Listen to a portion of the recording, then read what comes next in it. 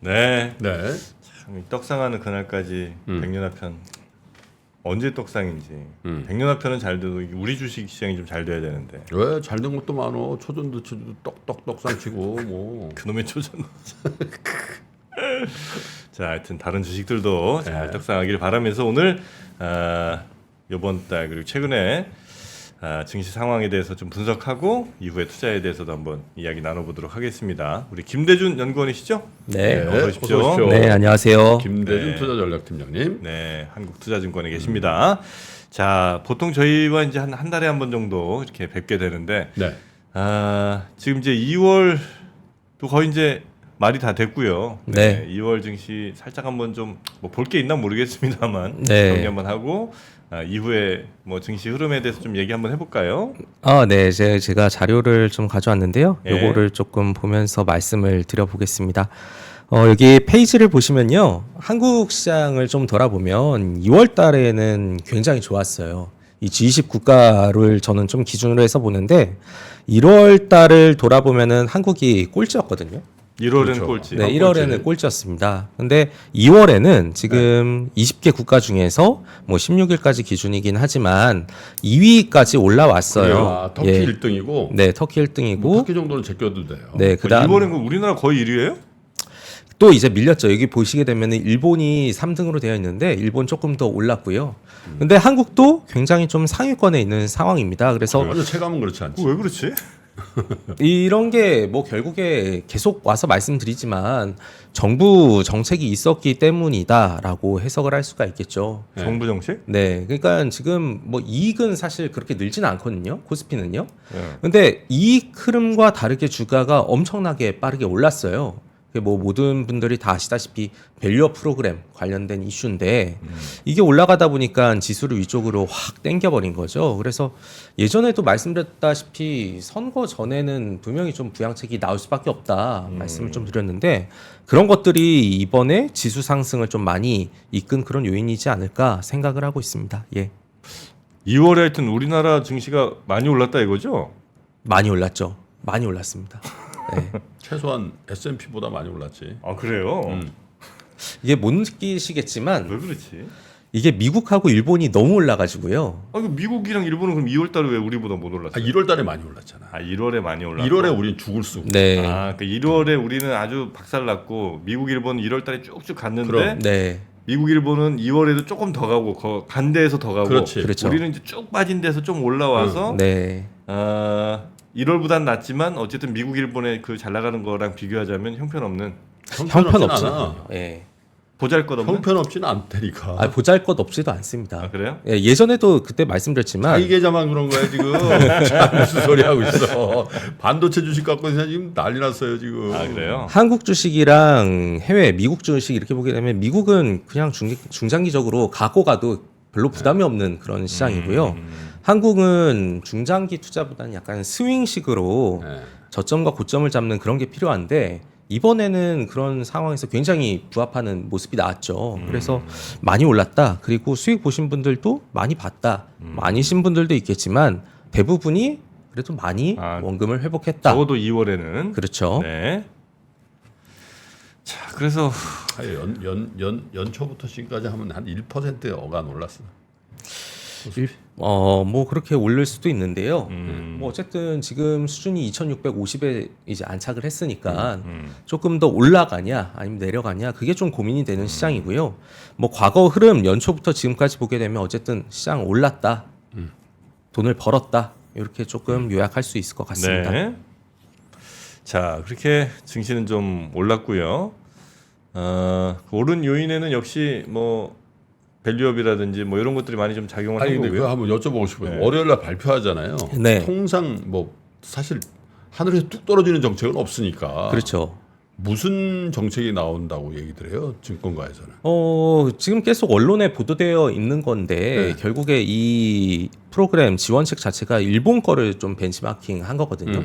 그러니까 PBR이나 ROE 기준으로 봤을 때 이 부분을 조금 더 공시를 하고 1배 이하에 있는 것들을 빠르게 끌어올리자 이 얘기가 나오고 있고요. 그리고 개별 기업별로 그 PBR하고 ROE를 또 공시하게끔 하고 그리고 기업 입장에서는 결국에 PBR을 높여주기 위해서는 뭐 배당을 해주든지 아니면 자사주를 사서 소각을 하든지 주주한테 좀 친화적인 정책을 써야 되는데 거기에 대한 여러 가지 세제 혜택들 이런 것들이 좀 있을 수 있고요.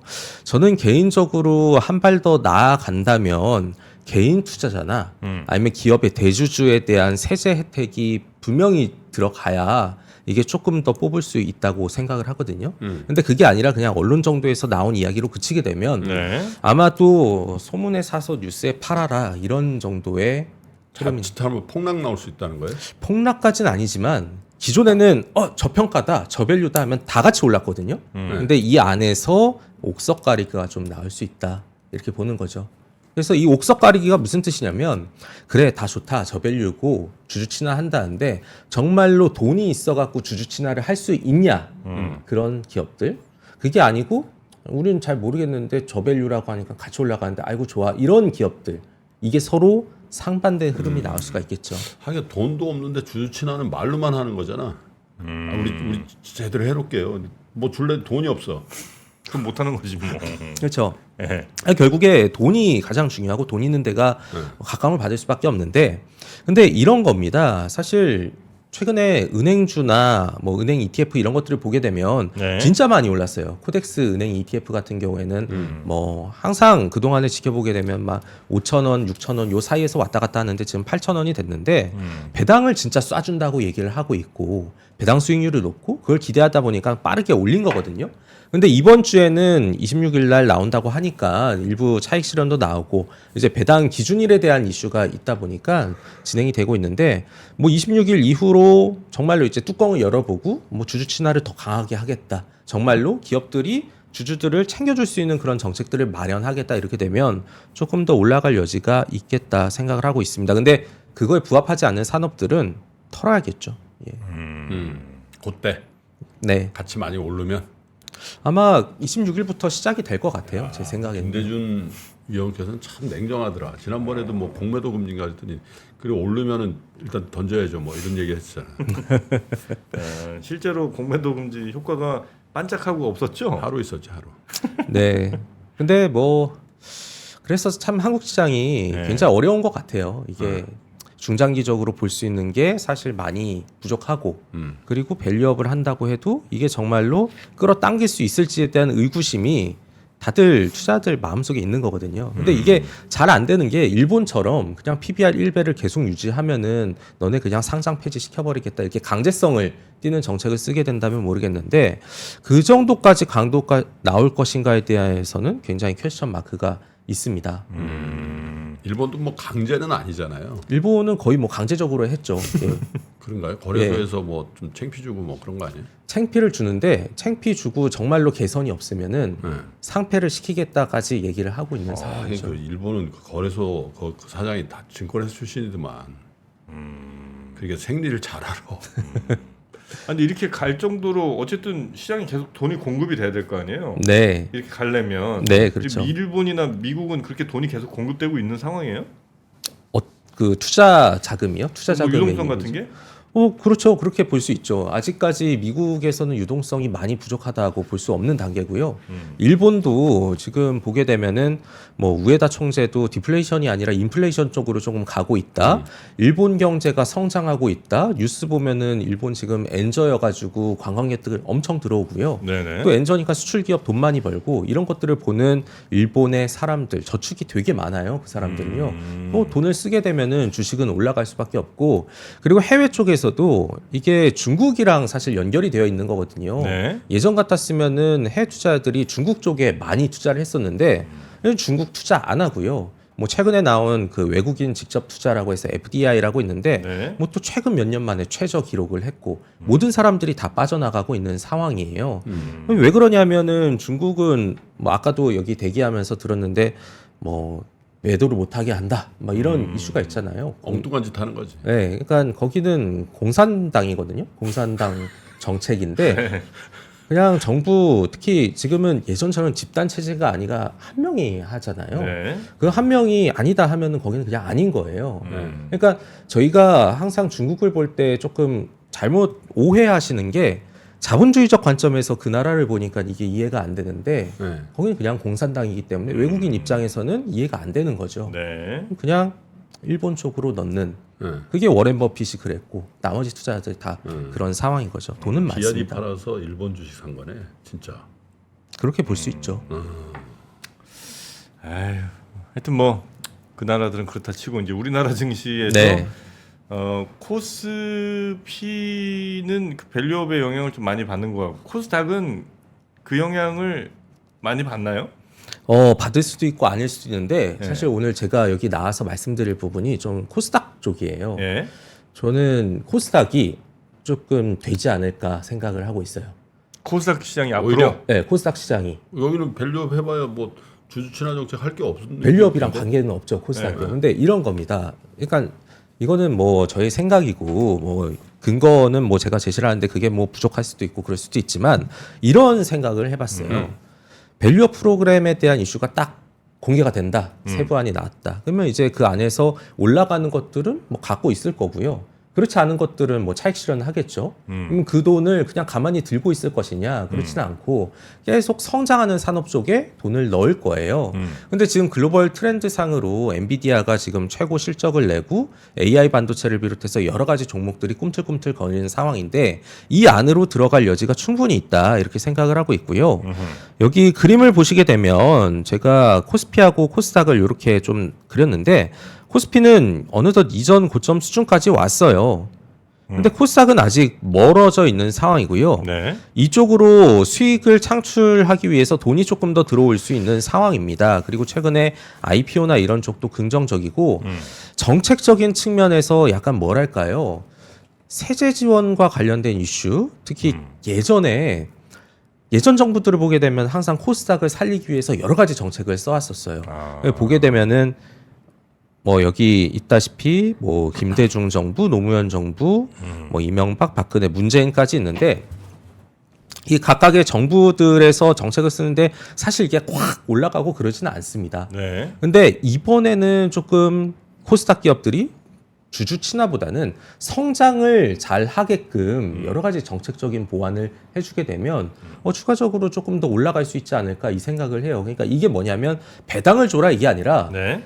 기업들이 정말로 지속 가능한 성장을 하기 위해서 세금을 많이 빼주거나 상속이나 증여를 할 때 면세를 해주거나 이런 방식으로 나가는 형태가 있으면 주가는 추가적으로 더 올라가지 않을까 저는 개인적으로 생각을 합니다. 근데 그 말씀에는 제가 한 6가지 정도 이유로 반론을 좀 제기하고 싶습니다.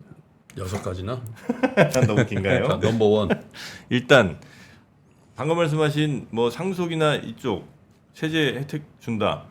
우리가 코스닥 시장에 투자할 때 과연 그렇게 상속 걱정할 정도로 오래된 회사에 투자를 그렇게 많이 하나? 저는 그렇지 않다고 봅니다. 대체로 코스닥 시장에 막 그 투자자들이 가서 뭘 사고 할 때는 그래도 좀 생긴 지 뭐 5년 10년 돼서 막 뭔가 기술적으로 뭘 될 것 같은 이런 회사에 주로 이제 투자를 하지. 그 상속 걱정에서 상속세 빼준다고 그 회사에 투자할 것 같지가 일단 않고. 상장돼서 5년 10년 돼도 그 회사 오너는 6, 70이야. 그럴 수도 있나요? 그럼 근데 그런 회사가 그렇게 막 혁신적인 뭔가를 내놓고 막 이러기 쉽지 않을 것 같다는 생각이 일단 하나 있고, 그 다음에 이미 코스닥 시장에서 많이들 속으셨잖아요. 아니, 속았다기는 좀 그렇고 하여튼 많이 실망하셨지.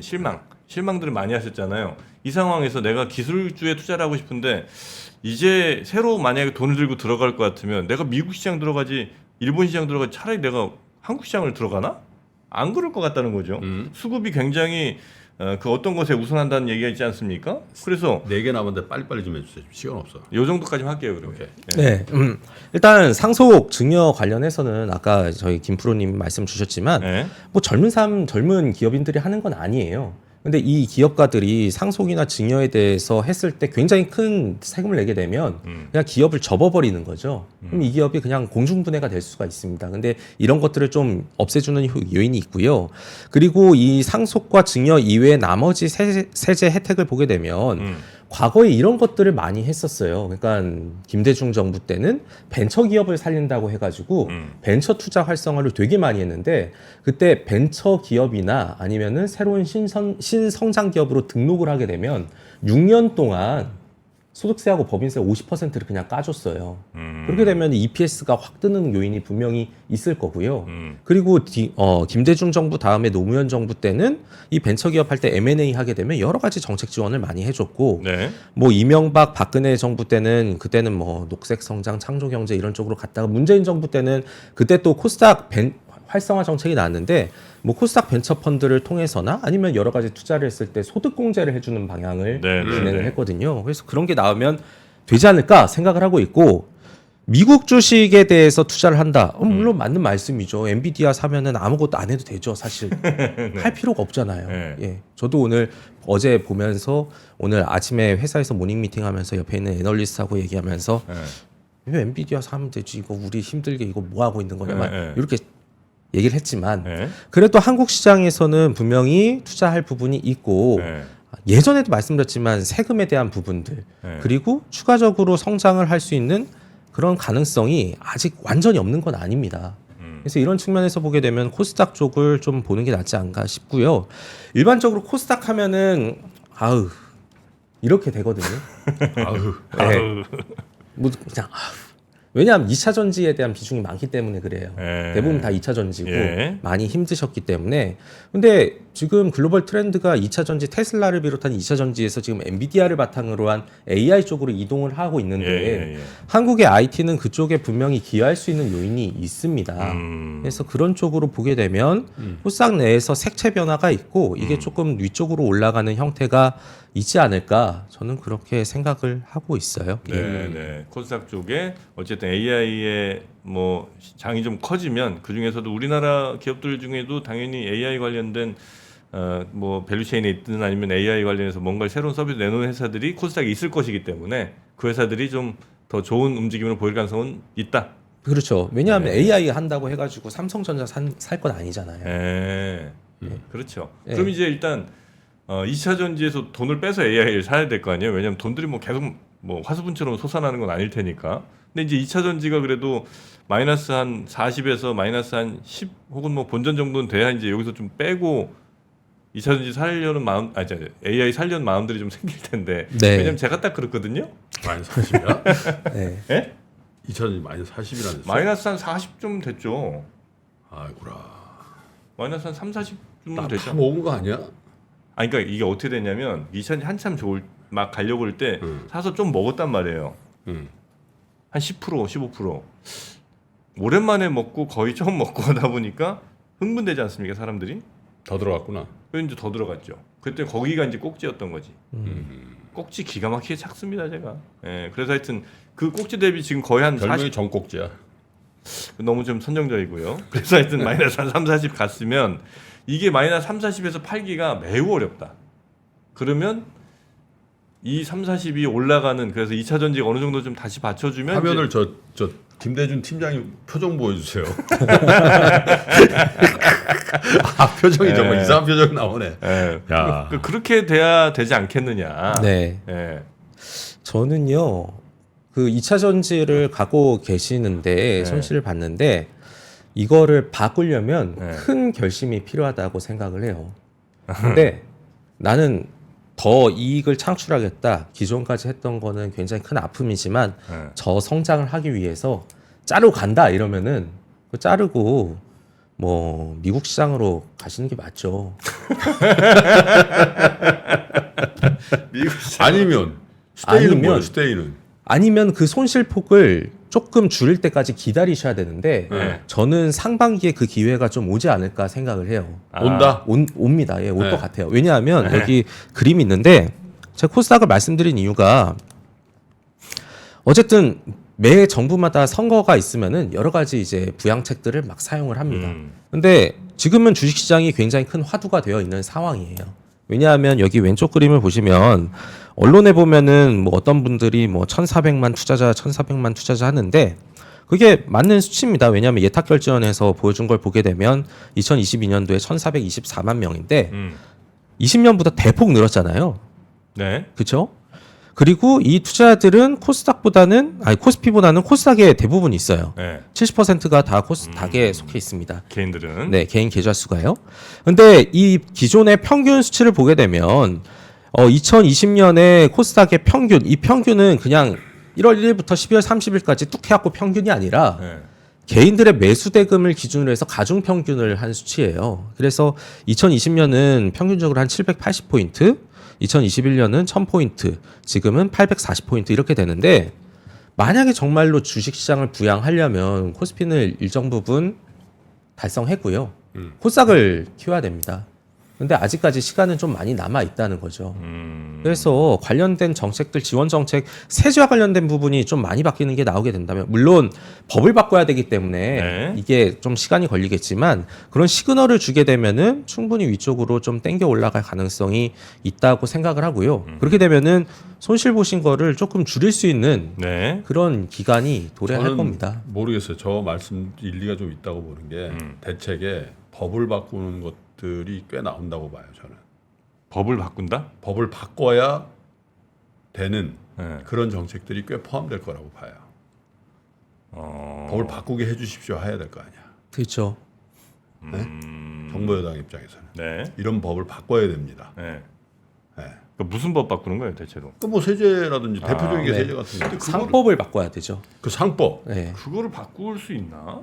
그거를 바꿀 수 있죠. 만약에 이게 의회의 의석수가 바뀌면. 변화가 생기면 그러니까- 타이밍이 그런 타이밍이라는 거. 네, 이런 거죠. 그러니까 우리가 주식시장 쪽만 있는데 부동산 쪽을 보게 되면 네. 실거주 의무 요거를 없애기 위해서는 법을 바꿔야 되잖아요. 예. 법을 안 바꾸면 이게 안 되잖아요. 그런 것처럼 상법에 대한 조정이 있다면 충분히 가능한 거죠. 그리고 예를 들어서 뭐 이런 겁니다.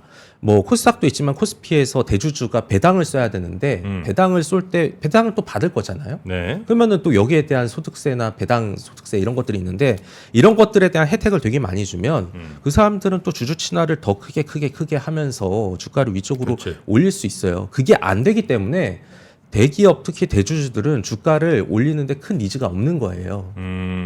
상속이나 이런 거 할 때 크면은 조금 더 문제가 될 수도 있고. 네. 근데 시행령이나 대통령령으로 할 수 있는 거는 대부분 했고 그거 나봐야 별로 약발도 없다는 걸 알고 있거든. 그러니까 지금 뭐 법을 지금 현재 의석수를 못 바꾸잖아. 네. 그렇죠. 그러니까 법을 바꿀 테니 이걸 지지를 해주시고 우린 이걸 하겠다 그렇게 이제 간다. 이런 내용들이 많이 포함될 가능성이 많다는 거죠. 지금 타이밍상 네네네. 되지 않겠어요? 타이밍상 그렇죠. 그래야 또 무게니까 확 네, 와닿겠죠. 이거는 뭐 누가 왔든 똑같아요. 누가 어떤 데가 오든. 네네네. 알겠습니다. 일단 하여튼 단기적으로는 이후로 코스닥의 상승 쪽에 조금 더 무게를 두고 계신 판단을 하신다는 거죠. 네, 그렇습니다. 네, 알겠습니다. 그리고 미국 가는 것도 괜찮고, 네, 그냥 그러면은 미국 가시려면요 복잡한 미국 가고, 한국을 그냥 접고 가시는 거예요. 예. 예, 한국도 하고 미국도 하지 말고 그렇게 하면은 신경이 쓰이잖아요. 하루 종일. 아, 그렇지. 그래. 예. 그냥 하려면 미국하고 네, 안 하려면 한국하고 네.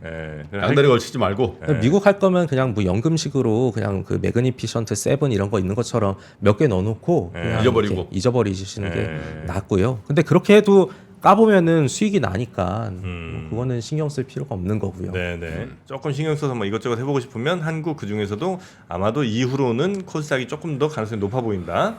이렇게. 저기 네. 또 아무도 모르는 주식 혼자 가서 좋다고 또 발굴하지 말고 네. 자, 우리 김대준 연구원과 함께, 김대준 팀장님과 함께 투자 전략 한번 이야기 나눠봤고요. 또 조금 시간 지나서 매시도록 하겠습니다. 네. 고맙습니다. 감사합니다. 네, 고맙습니다. 네.